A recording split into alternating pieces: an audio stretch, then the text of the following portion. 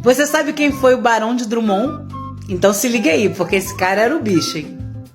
Tirando a parte central do Rio de Janeiro, o restante era tudo uma mata só, um matagal total. E a Fazenda do Macaco era exatamente isso, uma grande fazenda que ficava no subúrbio do Rio de Janeiro. Por ela passava o Rio Joana, que ia até a Tijuca. Aliás, Tijuca vem da palavra Tijuco, que significa terra encharcada. E lá era exatamente isso, um pântano. Dom Pedro I, então, compra a Fazenda do Macaco e presenteia a sua primeira esposa, Dona Amélia. A Fazenda do Macaco, então, fica abandonada até aparecer esse cara aqui. Ele era amigo de Dom Pedro II e ele era milionário. Ele era um caçador de animais de grande porte. Ele ia pra África e voltava trazendo aqueles animais empalhados e tal. Na época isso era uma cultura, era moda, então a gente não tem que falar nada sobre isso agora. Mas então, ele resolveu comprar essa fazenda para que ele pudesse fazer um jardim zoológico com os animais que ele trazia de fora.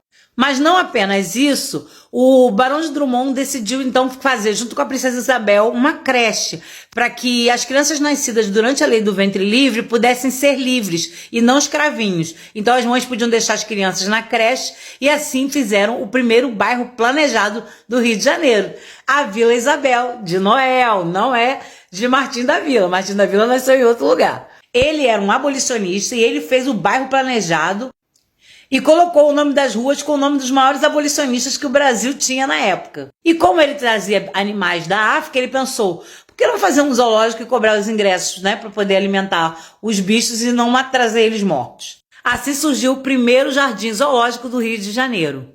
E Dom Pedro II ajudava o Barão de Drummond com subsídios para poder alimentar os animais. Ele começa a dar oportunidade aos negros para trabalharem no jardim zoológico, dando um pouco mais de dignidade à vida dessas pessoas.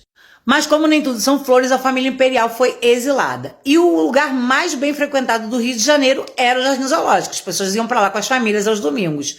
Então o que o barão fez? O barão precisava de grana para poder alimentar aquele monte de animal enorme.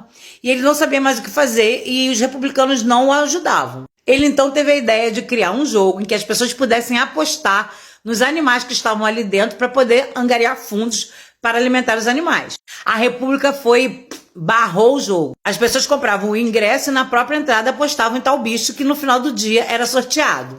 Como a República embargou o jogo, eles não sabiam mais o que fazer. O Barão de Drummond até ameaçou de soltar os animais no centro do Rio.